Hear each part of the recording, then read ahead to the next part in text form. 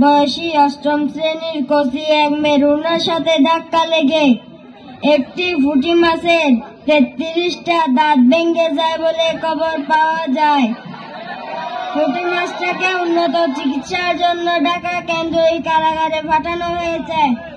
ডাক্তারগণ সকল পরীক্ষা শেষে জানিয়েছে পুঁটি মাছটার আরো 2টা দাঁত ফেলে দিতে হবে, যার ফলে সে আর কোনোদিন কিস মানে চুম্মা দিতে পারবে না বলে দুঃখ প্রকাশ করেন। আজগবি খবর।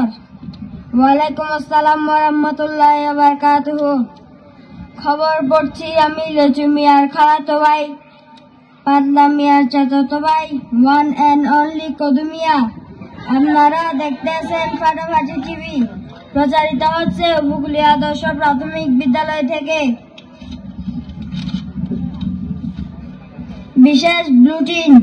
এইমাত্র পাওয়া খবরে জানা গেছে উপকূলীয় আদর্শ প্রাথমিক বিদ্যালয়ের অনুষ্ঠানে আসার পথে ৩২ বছর বয়সী অষ্টম শ্রেণীর কচি এক মেরুনের সাথে ধাক্কা লেগে একটি পুঁটি মাছের ৩৩টা দাঁত ভেঙে যায় বলে খবর পাওয়া যায়। পুঁটি মাছটাকে উন্নত চিকিৎসার জন্য ঢাকা কেন্দ্রীয় কারাগারে পাঠানো হয়েছে।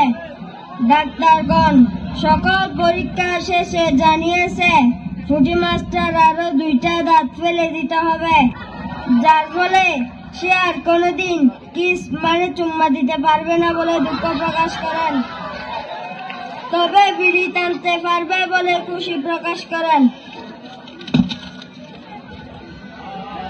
খবর বিস্তারিত। আগামী রাত ১৩টার সময় গাছ যখন তার বউ বাচ্চা নিয়ে ঘুমাচ্ছিল, ঠিক তখন বাতাস তাদের উপর অমানুষিক নির্যাতন চালায়। টানা ৩২ ঘন্টা বাতাস ও গাছের মধ্যে তুমুল ঝগড়া হলে কলিমুদ্দিনের আম গাছ থেকে কয়েক হাজার আম তখন বয়ে পালিয়ে ফুলবানুর ঘরে আশ্রয় নিলে ফুলবানু আম কয়েকটাকে কাইটটা সুইলা ভর্তা বানিয়ে লবণ মরিচ দিয়ে খেয়ে ফেলে। এই ঝড় বাতাসের সংঘর্ষে প্রচুর গাছপালার হাত পা ভাঙ্গা লাকড়িতে পরিণত হয়। তাদের উন্নত চিকিৎসার জন্য স্থানীয় এক ওয়ার্কশপে ভর্তি করা হয়েছে বলে খবর পাওয়া যায়। হারানোর সংবাদ। গত বছর সুন্দরবন থেকে একটি সুন্দরী কমলা হারিয়ে গেছে। কমলাটির পরনে ছিল লাল পেটিকোট ও মাথায় সাদা টুপি। স্থানীয়দের মতে গত রাত লেসারা শিয়াল 3টা মরা গরু খেয়ে ওই কমলা গাছের নিচে বসে একটি 10 মণ ওজনের ফাঁদ মারে। তার ফাঁদের গন্ধ সইতে না পেরে ওই কমলাটি এলাকা ছেড়ে পালিয়েছে বলে খবর পাওয়া যায়। এই মান্য গণ্য জঘন্য অপরাধের কারণে শিয়ালটির জামাই তাকে তালাক দিয়েছে। সেই অপমান সইতে না পেরে শিয়ালটি কচু গাছের সাথে ফাঁসি খেয়ে ইন্তেকাল ঘটায় বলে জানা যায়। আন্তর্জাতিক সংবাদ। একটা বোম ভর্তি বিমানের সাথে একদল মশা ধাক্কা লাগলে কয়েক শত বোম নিহতের খবর পাওয়া যায়। ইন্না লিল্লাহি ওয়া ইন্না ইলাইহি রাজিউন। নিহত বোমগুলোকে দুধ চা দিয়ে খেয়ে ফেলার অনুরোধ করা হয়েছে। এই দুর্ঘটনায় কয়েকটি বোমের পিঠের চামড়া উঠে যায়। সেই দুঃখে বোমের মা ডেনিস বেগম চায়ের কাপে লাফ দিয়ে আত্মহত্যা করেন। সেই সুখে বোমের বাবা বাটার মিয়া লিভার স্ট্রোক করে মারা যান। আমার জানামতে মৃত্যুকালে বাটার মিয়ার বয়স ছিল 1 ঘন্টা 70 মিনিট।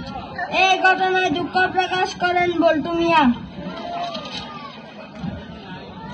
আজকের তাজা খবর। অন্য এক খবরে জানা যায় কুদ্দুসে মুরগির খামারে এক ব্যবসায়ী এক জোড়া গুঁড়া ডিম কিনতে গেলে মুখলেস তাকে একটা ধমক মারে। সেই ধমকে কুদ্দুসের সব মুরগির পেটে গ্যাস্ট্রিক হয়ে যায়। সে অভিমানে কুদ্দুসের সব মুরগি আর কোনোদিন ডিম পারবে না বলে কঠিন আন্দোলনে ডাক দিয়েছেন।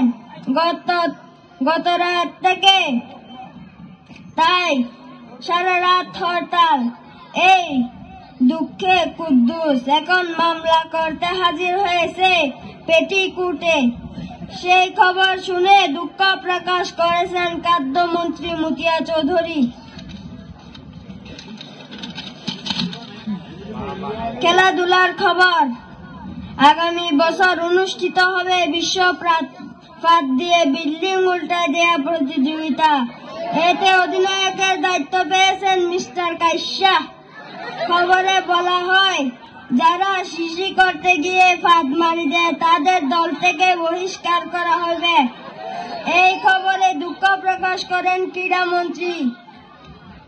দলের অধিনায়ক বলেন, তারা যে কোনো মূল্যে ফাঁদ দিয়ে প্রতিপক্ষের বিল্ডিং উল্টায় দিয়ে চ্যাম্পিয়ন হওয়ার আশা প্রকাশ করেন। চ্যাম্পিয়ন দলকে জুতার মালা উপহার দেওয়া হবে।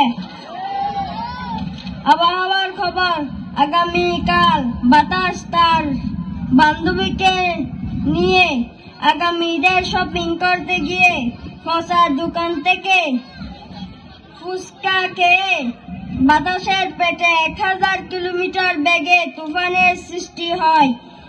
এই 10 মিনিট পর পর বুড়ুম গুড়ুম করে মহা তুফানের আকার ধারণ করেছে। তাই সারা দেশে 20 নম্বর মহা বিপদ সংকেত দেখিয়ে যেতে বলা হয়েছে। গত 24 ঘন্টার মধ্যে দেশে 5 থেকে 6 জেলার 360 কিলোমিটার বেগে গন্ধ বাতাসের সাথে হালকা থেকে মাঝারি পাতলা পায়খানা হয়ে যেতে পারে। তাই এইসব এলাকার জনসাধারণকে ঘরে বাহিরে অবস্থান করতে বলা হয়েছে।